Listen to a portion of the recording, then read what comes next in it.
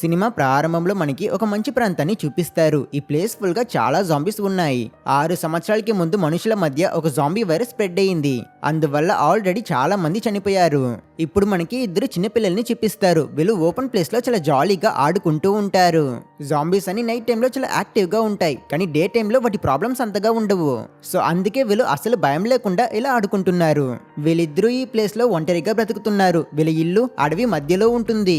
వీళ్ళకి చుట్టుపక్కల 40 కిలోమీటర్ల దూరం వరకు అంతా ఖాళీగా ఉంటుంది. అండ్ వీళ్ళ ఈ పెద్ద ఇంట్లో వీళ్ళకి చాలా రోజులకి సరిపోయే ఫుడ్ సప్లైస్, మెడిసిన్స్ మరియు ఎలక్ట్రిసిటీ కూడా ఉంది. వీళ్ళలో ఈ అబ్బాయి పేరు జాక్ అండ్ ఇది అతని చెల్లి బ్రూక్. వీళ్ళిద్దరూ నైట్ టైం అయితే చాలు డోర్స్ అన్నిటిని లాక్ చేసుకుంటారు, ఎందుకంటే బయట జాంబీస్ వస్తాయి. బయట ఎన్ని జాంబీస్ వచ్చినా వీళ్ళిద్దరూ మాత్రం అసలు పట్టించుకోకుండా ఎప్పట్లా ఇంట్లో కూడా ఆడుకుంటూ ఉంటారు. కొన్ని జాంబీస్ వీళ్ళని వీళ్ళ ఇంటి గ్లాస్ ద్వారా చూస్తాయి, కానీ ఆ గ్లాస్ చాలా స్ట్రాంగ్ గా ఉండడం వల్ల ఆ జాంబీలు ఎంత ప్రయత్నించినా దాన్ని బ్రేక్ చేసుకుని లోపలికి రాలేకపోతాయి. జాక్ దగ్గర ఒక గన్ కూడా ఉంటుంది. అది బొమ్మ తుపాకీలా కనిపించొచ్చు, కానీ దాన్ని అతను ఏదో ఒక ట్రాంక్లైజర్ లా మాడిఫై చేసి ఉంటాడు. సో ఈ పిల్లాడు చాలా తెలివైన వాడు అని మనం అర్థం చేసుకోవచ్చు. అలాగే వీళ్ళతో పాటు వీళ్ళకి తోడుగా ఒక కుక్క పిల్ల కూడా ఉంటుంది. బయట ఒక రోజు ఎప్పట్లా ఈ పిల్లలు ఆడుకుంటూ ఉన్నప్పుడు సడన్ గా వీళ్ళ ఇంటి దగ్గరికి ఒక ట్రక్ వస్తుంది. అందులో ఒక స్ట్రేంజర్ ఉంటాడు. అన్నయ్య జాక్ వెంటనే అతని బొమ్మ తుపాకీ పట్టుకుని వెళ్లి ఆ వ్యక్తి దారిని అడ్డుకుంటాడు. ఈ అబ్బాయిని చూసిన స్ట్రేంజర్ అతని దగ్గర ఏంటి ఇక్కడ చిన్నపిల్లలు మాత్రమే ఉన్నారు, ఇంతకీ మీ తల్లిదండ్రులు ఎక్కడా అని అడుగుతాడు. కానీ జాక్ అందుకు రెస్పాన్స్ చేయకపోవడంతో సరే అని ఆ స్ట్రేంజర్ నవ్వుతూ నేను మళ్ళీ వస్తా అని చెప్పి అక్కడి నుంచి వెళ్ళిపోతాడు. తర్వాత కొన్ని రోజులు గడుస్తాయి. ఒక రోజు వీళ్ళ ఇంటికి మళ్ళీ అదే ట్రక్ వస్తుంది. ఆ స్ట్రేంజర్ ఈసారి డైరెక్ట్ గా బండి దిగుతాడు. అతనితో పాటు ఒక లేడీ కూడా ఉంటుంది. ఈ వ్యక్తి పేరు డానీ అండ్ అతనితో పాటు వచ్చిన ఈ అమ్మాయి పేరు మెలనీ. వాళ్ళు మళ్ళీ ఈ పిల్లల దగ్గర మీ తల్లిదండ్రులు ఎక్కడ అని అడుగుతారు. జాక్ చెప్తాడు వాళ్ళు సప్లైస్ కోసం పక్కన ఉన్న టౌన్ కి వెళ్ళున్నారు, ఇంకొంచెం సేపట్లో రిటర్న్ వచ్చేస్తారు, వాళ్ళకి ఎవరు నచ్చదు, సో మీరు ఇక్కడ నుంచి వెళ్ళిపోండి అని చెప్తాడు. కానీ జాక్ అబద్ధం చెప్తున్నాడని వాళ్ళు కనిపెట్టేస్తారు. సో అందువల్ల వాళ్ళేదో మంచోళ్ళ నటిస్తూ మీరు ఇక్కడ ఒంటరిగా ఉన్నారు, ఈ ప్లేస్ చాలా డేంజరస్, సో మీ పేరెంట్స్ వచ్చేంత వరకు మేమిద్దరం మీ సేఫ్టీ కోసం ఇక్కడే స్టే చేస్తాం, మీ మంచి కోసమే అని చెప్తూ వాళ్ళు బ్రూక్ ని టచ్ చేయబోతే జాక్ వెంటనే వాళ్ళని ఆపుతాడు. కానీ ఆ కపుల్స్ వినిపించుకోరు. పిల్లలిద్దరిని ఏదో వాళ్ళ పిల్లల్లా తీసుకుని ఇంట్లోకి వెళ్ళిపోతారు. ఇంకా లోపలికి వచ్చాక వాళ్ళు ఆశ్చర్యపోతారు. ఇల్లంతా అంత క్లీన్ గా మెయింటైన్ చేసినట్టు ఉంటుంది. వీళ్ళ దగ్గర చాలా ఫుడ్ సప్లైస్ ఉన్నాయి, మెడిసిన్ ఉంది, కరెంటు ఉంది. ఒక జాంబీ అపోకలిప్స్ లో సర్వైవ్ అవడానికి ఏవైతే అవసరమో అవి అన్ని వీళ్ళ దగ్గర ఉన్నాయి. ఇక ఇది చూసాక డానీ అయితే సరే ఇక్కడే సెటిల్ అయిపోవచ్చు అన్నట్టు అతను తన ట్రక్ ని వీళ్ళ ఇంటి గరాజ్ లోకి పార్క్ చేయడం కోసం వెళ్తాడు. జాక్ కి వీళ్ళు ఇక్కడ ఉండడం అసలు నచ్చదు. ఆ కపుల్స్ వీళ్ళ ఫుడ్ తింటారు, టీవీ చూసి కరెంట్ వేస్ట్ చేస్తారు. వీళ్ళ సప్లైస్ అన్నిటిని వీళ్ళ పర్మిషన్ లేకుండా వాళ్ళు యూజ్ చేస్తారు. ఆ రోజు రాత్రి జాక్ ఆ కపుల్స్ ఇద్దరి కాన్వర్సేషన్ ని దొంగతనంగా వింటాడు. అతను తెలుసుకుంటాడు వాళ్ళు ఈ ప్లేస్ ని తమ కంట్రోల్లోకి తీసుకొని ఇక్కడే ఎన్ని రోజులైతే అన్ని రోజులు స్టే చేయాలి అని ప్లాన్ చేస్తున్నారు అని. ఇలాంటి వాళ్ళతో ఉండడం డేంజర్ కనుక ఆ రోజు జాక్ బ్రూక్ ని మరియు వాళ్ళ కుక్ ని తీసుకొని వాళ్ళ సీక్రెట్ ప్లేస్ లోకి వెళ్లి డోర్ ని లాక్ చేసుకుంటాడు. ఆ నెక్స్ట్ రోజు కపుల్స్ టీవీ చూస్తున్నప్పుడు ఆ కుక్క జాక్ దగ్గరికి వచ్చి చిన్నగా సౌండ్ చేస్తుంది. దాంతో వాడు ఏమనుకున్నాడో ఏమో కానీ ఆ కపుల్స్ యొక్క పని ఈ రోజు నైటే తేల్చేవాలి అని ఫిక్స్ అయ్యి అతను ఫస్ట్ పనిగా తన చెల్లి మరియు కుక్కని ఆ సేఫ్ ప్లేస్ కి తీసుకువెళ్లి మీరేం భయపడకండి నాకేం కాదు అని ధైర్యం చెప్పి డోర్ లాక్ చేసేస్తాడు. కొంచెం సేపట్లో ఆ కపుల్స్ వాళ్ళ ఇంటి బయట చాలా జాంబీస్ వచ్చున్నాయి అనే విషయాన్ని నొచ్చేస్తారు. లైట్స్ యొక్క వెలితిరి వల్లే అవి అట్రాక్ట్ అవుతున్నాయని డానీ వెంటనే తన గర్ల్ దగ్గర ఇంట్లో ఉన్న లైట్స్ అన్నిటినీ ఆఫ్ చేసే అని చెప్తాడు. తను కూడా అలానే చేస్తుంది. కానీ ప్రాబ్లం అక్కడితో ఆగిపోలేదు. ఏదో ఒక జాంబీ ఇంట్లోకి వచ్చేసినట్టు ఉంది. డోర్ ఓపెన్ లో ఉంది. ఇంట్లో నుంచి ఏదో క్రీపీ అయిన సౌండ్స్ వినిపిస్తుంటాయి. డానీ వెంటనే తన గన్ తీసుకుని జాంబీస్ ని షూట్ చేయడం కోసం రెడీ అవుతాడు. చూస్తే సడన్ గా తనతో ఉండాల్సిన మెలని కనిపించదు. తను ఎక్కడికి వెళ్ళిపోయిందో అతనికి తెలియదు. డానీ గన్ పట్టుకుని మెల్లమెల్లగా ఆ ప్లేస్ అంతా మెలని కోసం వెతుకుతాడు. అతను తనని చూసేస్తాడు. తను చావు బ్రతుకుల మధ్య ఉంది. మెలనీని ఒక జాంబీ లాక్కుని వెళ్తుంది. అదే జాంబీ డానీ పైన కూడా దాడి చేసి అతన్ని చంపిస్తుంది. ఇలా ఆ అబ్బాయి జాక్ ఆ కపుల్స్ ఇద్దరిని లేపేశాడు. ఆ నెక్స్ట్ రోజు మనకి స్నో నుంచి లేచిన ఒక వ్యక్తిని చూపిస్తారు. అతని పేరు డాన్. అతను ఎవరినో వెతుకుతుంటాడు. డాన్ దగ్గర ఒక గన్ మరియు కత్తి ఉంది అండ్ అతనికి జాంబీస్ అంతే అసలు నచ్చదు. డాన్ జాంబీస్ ని చూస్తే చాలు అతని కత్తితో వాటిని అతి కిరాతకంగా చంపేస్తాడు. అతను చాలా రోజుల పాటు ఆ మంచు ప్రాంతంలో ట్రావెల్ చేసుకుని వస్తుంటాడు. అతని దగ్గర నీరు లేదు, సరిపోయే తిండి లేదు. డాన్ చాలా వీక్ గా ఉంటాడు. ఒక రోజు అతనికి ఒక చెట్టు దగ్గర ఒక బ్లూ కలర్ వైర్ కనిపిస్తుంది. వెంటనే అతను అది ఒక ట్రాప్ అని రియలైజ్ అవుతాడు. ఉంటాడు. డాన్ ఆ ట్రాప్స్ కి దొరకకుండా ఈజీగా తప్పించుకుంటాడు. అతను వాటిని ఫాలో అవుతూ ఆ చిన్న పిల్లల ఇంటిని చేరుకుంటాడు. అతను దగ్గరికి వెళ్ళాలా వద్దా అని ఆలోచిస్తూ ఉన్నప్పుడు పక్కన చూస్తే బ్రూక్ అక్కడే ఆడుకుంటూ ఉంటుంది. డాన్ ఆ పాపతో మాట్లాడడానికి ప్రయత్నిస్తాడు. అని సరిగ్గా అప్పుడే ఒక డాట్ అతని మెడకి గుచ్చుకుంటుంది. దాన్ని షూట్ చేసింది మరెవరో కాదు, జాక్. ఆ డాట్ లో ఏదో మెడిసిన్ ఉంటుంది. అందువల్ల డాన్ అన్కాన్షియస్ అయి అక్కడే పడిపోతాడు. కొన్ని గంటల తర్వాత డాన్ కి స్పృహ వస్తుంది. అతను మేలుకున్నాక చూస్తే తన పాకెట్ లో ఉండాల్సిన గన్ మరియు కత్తి ఉండదు. జాక్ అక్కడే ఉంటాడు. గన్ పట్టుకుని నువ్వెవరు, ఇక్కడికి ఎందుకు వచ్చావు అని డాన్ ని ప్రశ్నిస్తాడు. అందుకు అతను, నా పేరు డాన్, నేనొక సోల్జర్. నా భార్యని వెతుకుతూ నేను నార్త్ కి వెళ్తున్నాను. నాకు నీతో పని లేదు. నా కత్తి మరియు తుపాకీ రిటర్న్ ఇస్తే నా దారి చూసుకుని వెళ్ళిపోతా అని చెప్తాడు. ఇది విని జాక్ ఆశ్చర్యపోతాడు. ఎందుకంటే ఇప్పటి వరకు ఈ ప్లేస్ కి వచ్చిన వాళ్ళందరూ వాళ్ళని మోసం చేసి వాళ్ళ దగ్గర ఉన్న సప్లైస్ ని తీసుకోవడం కోసమే ప్రయత్నించారు. కానీ డాన్ కి ఎలాంటి ఉద్దేశం లేదు కనుక అతను మంచోడు అని వీళ్ళు తెలుసుకుంటారు. అందుకని జాక్ అంత ఈజీగా డాన్ యొక్క వెపన్స్ ని ఇచ్చేయడు. మా ఇంట్లో పవర్ పోయింది, ముందు మాకు అది రిపేర్ చేసి ఇవ్వు, తర్వాత నువ్వు అడిగిన వెపన్స్ ఇస్తా అని డిమాండ్ చేస్తాడు. సరే అని డాన్ కూడా అందుకు ఒప్పుకుంటాడు. జాక్ అతన్ని వాళ్ళ ఇంట్లోకి తీసుకువెళ్తాడు. డాన్ జాక్ యొక్క తల్లిదండ్రుల గురించి అడిగినప్పుడు అప్పుడే జాక్ ఎక్స్ప్లెయిన్ చేస్తాడు. తన తండ్రి యొక్క సైంటిస్ట్, అలాగే తల్లి గవర్నమెంట్ యొక్క స్పెషల్ ఏజెంట్. జాంబీ అపోకలిప్స్ వల్ల వాళ్ళు ప్రపంచాన్ని సేవ్ చేయడం కోసం వెళ్లారు. ఈ ప్లేస్ సేఫ్ కనుక మమ్మల్ని ఇక్కడే వదిలేసి వెళ్లారు. వాళ్ళు తిరిగి రావడానికి ఖచ్చితంగా చాలా టైం పడుతుంది. వస్తారో రారో కూడా నాకు తెలీదు అని కొంచెం బాధగా చెప్తాడు. తర్వాత జాక్ డాన్ కి ఫుడ్ ఆఫర్ చేస్తాడు. కానీ అతను ముందు ఇంట్లో ఎలక్ట్రిసిటీ ఫాల్ట్ ఎందుకు జరిగిందో చెక్ చేయాలి అని అనుకుంటాడు. అప్పుడు జాక్ అతన్ని ఒక ట్రెడ్మిల్ దగ్గరికి తీసుకువచ్చి దీన్ని కొంచెం సేపు యూజ్ చేస్తే పవర్ ఆటోమేటిక్ గా వస్తుంది అని ఎక్స్ప్లెయిన్ చేస్తాడు. నేను దీన్ని యూజ్ చేయలేను కాబట్టి నాకు నీ హెల్ప్ కావాలి అని అతను చెప్తాడు. ఆ థ్రెడ్ మిల్ ఒక జనరేటర్ కి అటాచ్ అయి ఉంటుంది. అండ్ దీన్ని యూజ్ చేసుకుని ఈ ఇల్లు మొత్తం పవర్ అప్ అవుతుంది. ఇలాంటి ఒక సిస్టమ్ ని చూసిన డాన్ ఆశ్చర్యపోతాడు. అండ్ సరిగ్గా అప్పుడే వీళ్ళ ఇంటి బయట ఒక జాంబీ వస్తుంది. జాంబీని చూసిన డాన్ వెంటనే అగ్రెసివ్ అయి అతను వాళ్ళ ఇంట్లో ఉన్న ఒక వెయిట్ ని తీసుకువెళ్లి దాంతోనే దాన్ని కంటిన్యూస్ గా ఘోరంగా కొడతాడు. జాక్ అక్కడే ఉంటాడు. అతను ఈ హారర్ ని చూసి పెద్దగా రియాక్ట్ అవ్వడు. జస్ట్ తన చెల్లి యొక్క కళ్ళని కప్పుతాడు. జాక్ డాన్ దగ్గర నువ్వెందుకో ఆ జాంబీని చంపావు, ఈ ఇల్లు చాలా సేఫ్, ఇక్కడి గ్లాస్ అన్ని బుల్లెట్ ప్రూఫ్, ఎన్ని జాంబీస్ ఎంతసేపు ట్రై చేసినా ఈ గ్లాస్ ని బ్రేక్ చేసుకుని అవి లోపలికి రాలేవు. సో అనవసరమైన పిచ్చి పనులు చేయకుండా నేను చెప్పింది మాత్రం చెయ్యి అని ఆ పిల్లాడు కొంచెం రూడ్ గా చెప్పేస్తాడు. అయినా డాన్ అతని మాటలు పెద్దగా పట్టించుకోడు. చిన్నపిల్లాడైనప్పటికీ ఇంత మెచ్యూర్ గా మాట్లాడుతున్నాడని ఆశ్చర్యంతో చూస్తాడు. ఆ రోజు రాత్రి డాన్ కి తన భార్య కలలో వస్తుంది. సో అతనికి నిద్ర పట్టదు. అతను మిడ్ నైట్ లేచి ఆ థ్రెడ్మిల్ ఎక్కుతాడు. అందులో నడుస్తుంటే నిజంగానే లైట్స్ ఆన్ అవుతాయి. డాన్ ఆ నైట్ అంతా చాలా కష్టపడి దాన్ని తొక్కుతూ ఉంటాడు. తెల్లవారైపోతుంది. అయినా కూడా అతను వదలడు. ఈ పిల్లలకి హెల్ప్ చేయాలి అని అతను కంటిన్యూస్ గా అందులో నడుస్తాడు. ఒక పాయింట్ లో డాన్ చాలా వీక్ అయి అక్కడే పడుకుంటాడు. అప్పుడు అతని దగ్గరికి ఆ చిన్నపిల్ల బ్రూక్ ఆ డాగ్ తో పాటు వస్తుంది. తను కూడా డాన్ పక్కనే పడుకుంటుంది. కానీ కొంచెం సేపట్లోనే చీ బ్యాడ్ స్మెల్ అని చెప్పి అక్కడి నుంచి పరిగెట్టుకుని వెళ్ళిపోతుంది. సో డాన్ స్నానం చేసుకుంటాడు. అప్పుడు ఆ పాప మళ్ళీ అతని దగ్గరికి వచ్చి అతనికి తన హెయిర్ పిన్ ని గిఫ్ట్ గా ఇచ్చి దాన్ని అతన్ని వేసుకోమంటుంది. సో డాన్ కూడా అలానే చేస్తాడు. ఇంకో పక్క జాక్ ని చూపిస్తే వాడు తన గన్ పట్టుకుని ఇల్లు చుట్టూ డేంజర్ కోసం వెతుకుతాడు. జాక్ చాలా ట్రాప్స్ తెచ్చేస్తుంటాడు. వాటిలో ఒక ట్రాప్ లో ఒక జాంబీ ఇరుక్కుపోయి ఉంటుంది. ఆ జాంబీ ఇంకా బ్రతికే ఉంది. కానీ జాక్ దాన్ని ఏమీ చేయడు.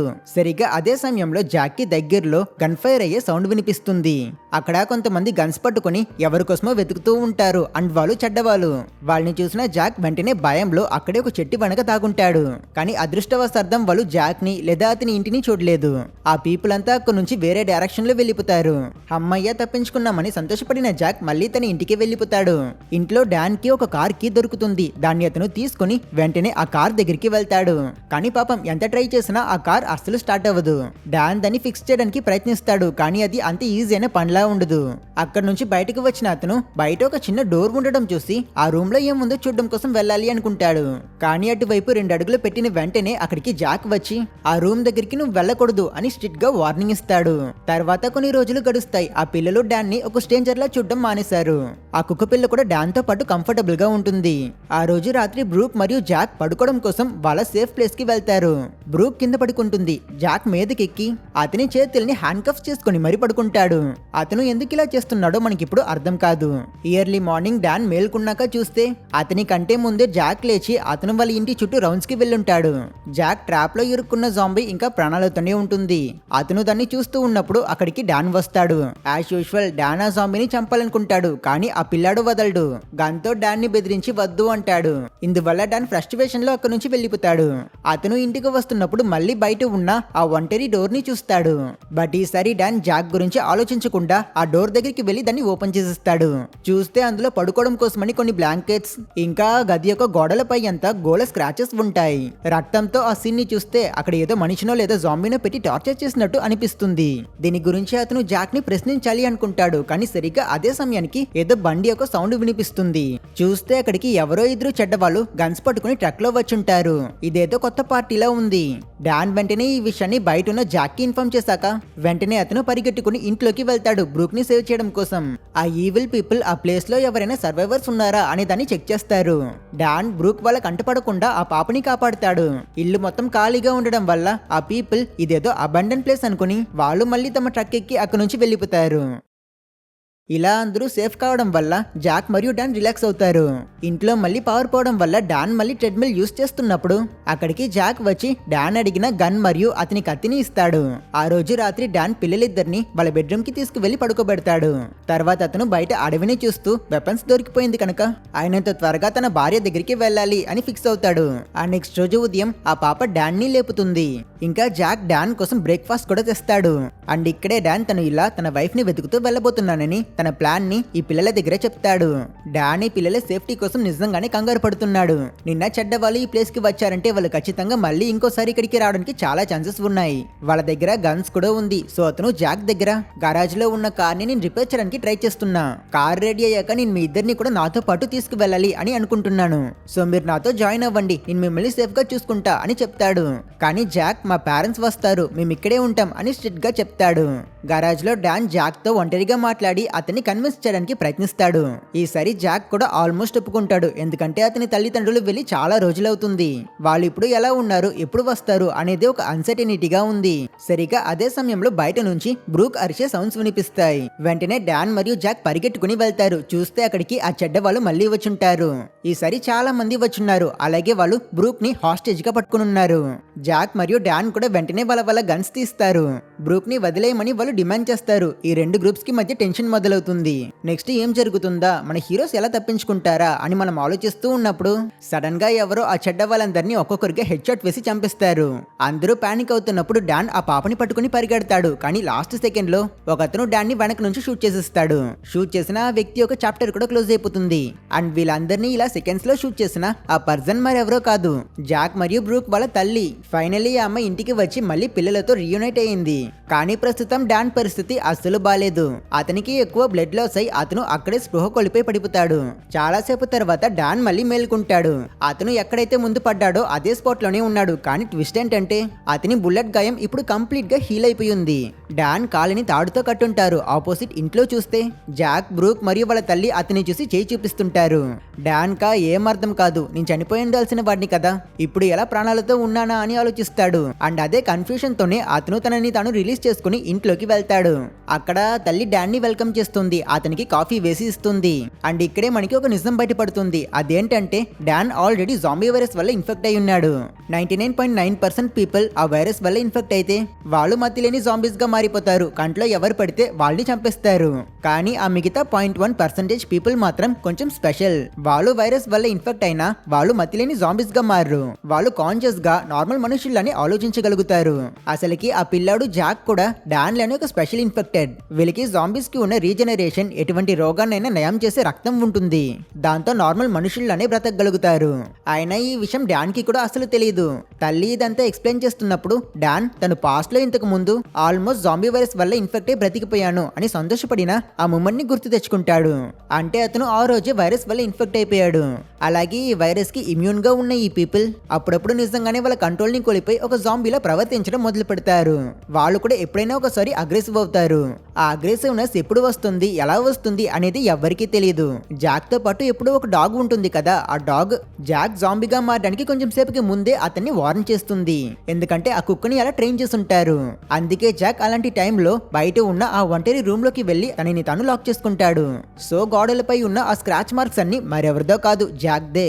అలాగే ఇంతకు ముందు సీన్ లో డానీ మరియు మెలనీని ఇంట్లోకి వచ్చిన ఒక జాంబీ చంపేసి ఉంటుంది కదా, ఆ పని చేసింది కూడా మరెవరో కాదు, జాక్. ఎప్పుడు ఏం జరుగుతుందో తెలియదు తెలియదు కనుకే అతను పడుకున్నప్పుడు కూడా అతని చేతుల్ని హ్యాండ్ కఫ్ చేసి పడుకుంటాడు.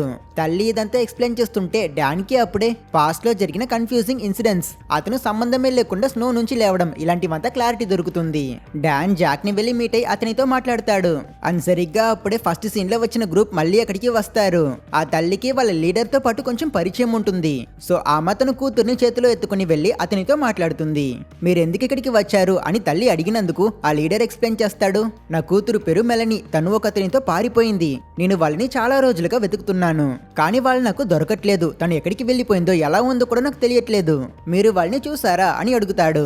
అయితే ఈ లీడర్ యొక్క కూతురు మరియు తన బాయ్ ఫ్రెండ్ నే జాక్ ముందు సీన్ లో జాంబీగా మరీ చంపేశాడు. కానీ ఈ విషయం తల్లికి తెలియదు. సో ఆమె అతని దగ్గర ఒకవేళ నేను వాళ్ళని చూస్తే మీకు వెంటనే ఇన్ఫార్మ్ చేస్తాను అని చెప్తుంది. సరిగ్గా అప్పుడే అక్కడికి జాక్ కూడా పరిగెట్టుకుని వస్తాడు.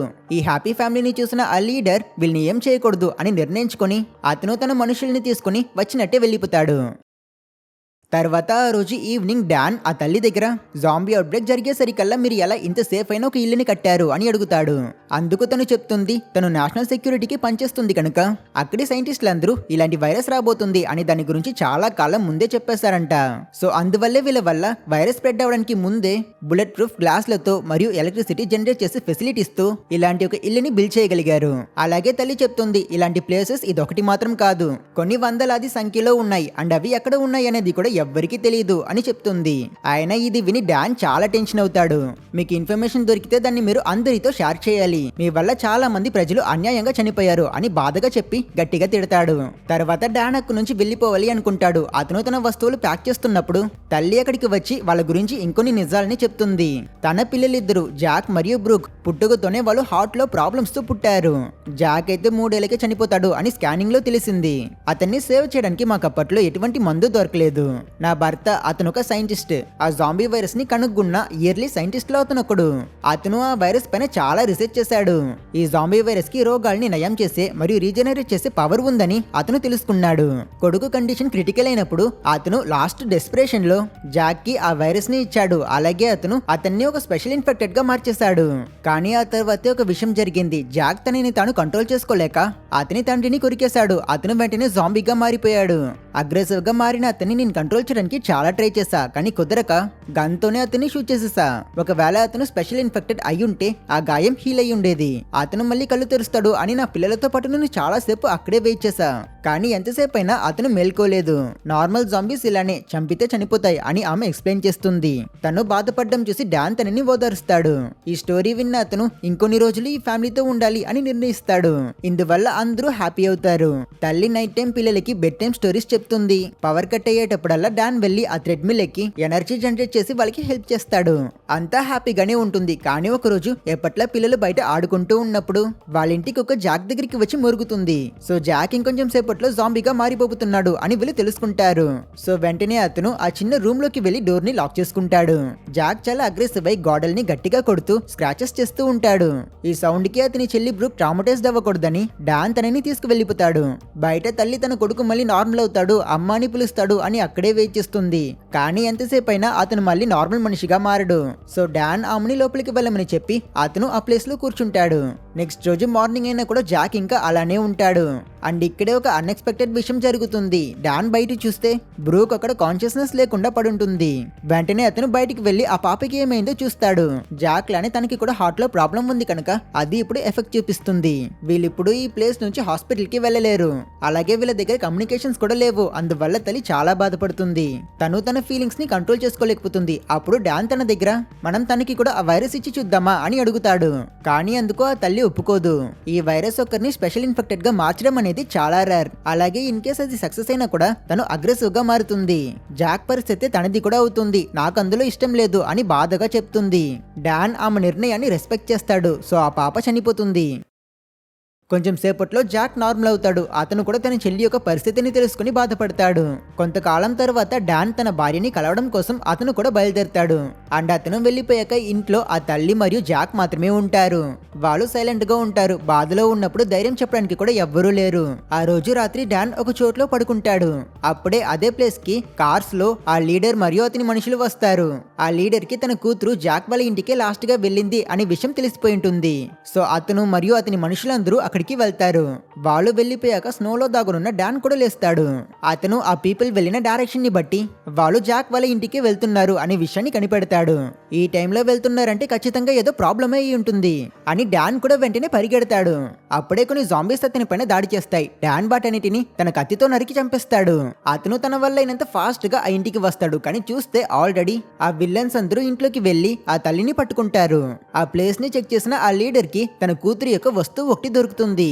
సో అందువల్ల అతను తన కూతుర్ని వీళ్ళ ఏదో చేసేస్తారు అని తనని కొడతాడు. డాన్ మెల్లమెల్లగా దొంగచాటుగా ఆ గన్స్ పట్టుకున్న వారి కంటపడకుండా పరిగెడతాడు. అతను లోపలికి వెళ్లి ముందు జాక్ ని మీట్ అయి ఇంట్లో మొత్తం ఎంతమంది ఉన్నారు అనే విషయాన్ని అడిగి తెలుసుకుంటాడు. తర్వాత డాన్ కత్తి పట్టుకొని అందరూ ఎక్కడెక్కడ ఉన్నారో ట్రాక్ చేసి ఇక్కడే చాలా సైలెంట్ గా ఒక నింజా అలా చీకట్లో పరిగెడుతూ ఆ చెడ్డ వాళ్ళందరినీ ఒక్కొక్కరిగా చంపిస్తుంటాడు. అతను కొంచెం కూడా సౌండ్ చేయకుండా చాలా మందిని చంపేస్తాడు. అట్ ద సేమ్ టైం బయట చూస్తే చీకట్లో చాలా జాంబీస్ వీళ్ళ ఇంటి బయటే ఉంటాయి. ఒక పాయింట్ లో డాన్ ని ముగ్గురు కార్నర్ చేసి పట్టుకుంటారు. ఆ లీడర్ గన్ ఏం చేసి డాన్ ని చంపేయబోతే ఇక్కడే డాన్ జాక్ కి ఒక సిగ్నల్ చేసి వెంటనే తన చేతిలో ఉన్న కత్తితో తన గొంతు కోసుకుంటాడు. దీంతో ఎవ్వరికీ ఏం అర్థం కాదు. వీడెందుకు ఇలా చేశాడా అని విల్లన్స్ అందరూ ఆలోచిస్తారు. వీళ్ళిలా డిస్ట్రాక్టెడ్ గా ఉన్న ఈ ఛాన్స్ ని యూస్ చేసుకుని జాక్ తన తల్లిని కాపాడుకుని అక్కడి నుంచి తీసుకువెళ్ళిపోతాడు. కొంచెం సేపట్లోనే డాన్ మళ్ళీ కళ్ళు తెరుస్తాడు. అతను ఇప్పుడు అగ్రెసివ్ గా ఒక జాంబీగా ఉన్నాడు. అతను విల్లన్స్ అందరినీ అతి కిరాతకంగా చంపడం మొదలు పెడతాడు. డాన్ కొన్ని సెకండ్స్ లోనే ఆ రూమ్ లో ఉన్న అందరినీ చంపేస్తాడు. వాళ్ళకి పక్క రూమ్ లోనే తల్లి మరియు కొడుకు దాగునుంటారు. డాన్ వాళ్ళ దగ్గరికి కూడా రావడానికి ప్రయత్నించినప్పుడు వాళ్ళు డోర్ ని లాక్ చేసుకుని ఇంకో డైరెక్షన్ లో పరిగెట్టడం మొదలు పెడతారు. డాన్ చేసిన అరుపులకి చాలా జాంబీస్ వాళ్ళ ఇంట్లోపలికి వస్తాయి. ఆ తల్లి మరియు కొడుకు ఒక సేఫ్ ప్లేస్ లో వెళ్లి దాగుంటారు. అక్కడ కట్ చేస్తే ఆ మరుసటి రోజు ఉదయం డాన్ స్నోలో మేల్కుంటాడు. అతని ఒళ్ళంతా రక్తంలో తడిచిపోయి ఉంటుంది. డాన్ కి రాత్రి అతను జాంబీగా మారాక ఏమైందో అసలు గుర్తుండదు. అతను వెంటనే ఇంట్లోపలికి వెళ్లి ఆ ప్లేస్ అంతా జాక్ మరియు అతని అమ్మ కోసం వెతుకుతాడు. వాళ్ళు ఆ ప్లేస్ లో ఉండరు. కానీ వాళ్ళు డాన్ కోసం ఒక లెటర్ ని రాసి పెట్టి వెళ్ళుంటారు. అదేంటంటే డాన్ ఇంతకు ముందు ఆ తల్లితో నా భార్యని వెతుకుతూ నేను నార్త్ కి వెళ్ళాలనుకుంటున్నాను అని చెప్పుంటాడు. సో వాళ్ళు ఇప్పుడు అక్కడికి వెళ్తున్నారు. డాన్ ని కూడా రమ్మంటారు. ఇఫ్ పాసిబుల్ మీట్ అవుదాం అని చెప్పుంటారు. తల్లి తన పిల్లల్ని చూసుకున్నందుకు డాన్ కి థ్యాంక్ యూ చెప్తుంది. మనకి కారులో వెళ్తున్న జాక్ మరియు అతని అమ్మని చూపిస్తారు. వాళ్ళిద్దరూ సేఫ్ గా ఉన్నారు. తమ కొత్త లైఫ్ ని స్టార్ట్ చేయడం కోసం వెళ్తున్నారు. డాన్ బయలుదేరే ముందు చనిపోయిన ఆ పాపకి ఇష్టమైన ఒక బొమ్మని తనతో పాటు తీసుకుంటాడు. తర్వాత అతను తన బిలాంగింగ్స్ అన్నిటినీ తీసుకొని అతను కూడా నడుస్తూ ఆ మంచి ప్రాంతంలో ట్రావెల్ చేయడం మొదలు పెడతాడు. సో ఇంతటితో ఈ సినిమా ఎండ్ అయిపోయింది. ఈ సినిమా పేరు అన్కంటైన్డ్. ఇది 2025లో రిలీజ్ అయింది. సో మీకు ఈ మూవీ మరియు నా ఎక్స్ప్లెనేషన్ నచ్చితే లైక్ చేయండి. మన ఛానల్ ని సబ్స్క్రైబ్ చేసుకోవడం మర్చిపోకండి. ఇంకో మంచి సినిమాతో మిమ్మల్ని మళ్ళీ కలుస్తా. అప్పటి వరకు టేక్ కేర్.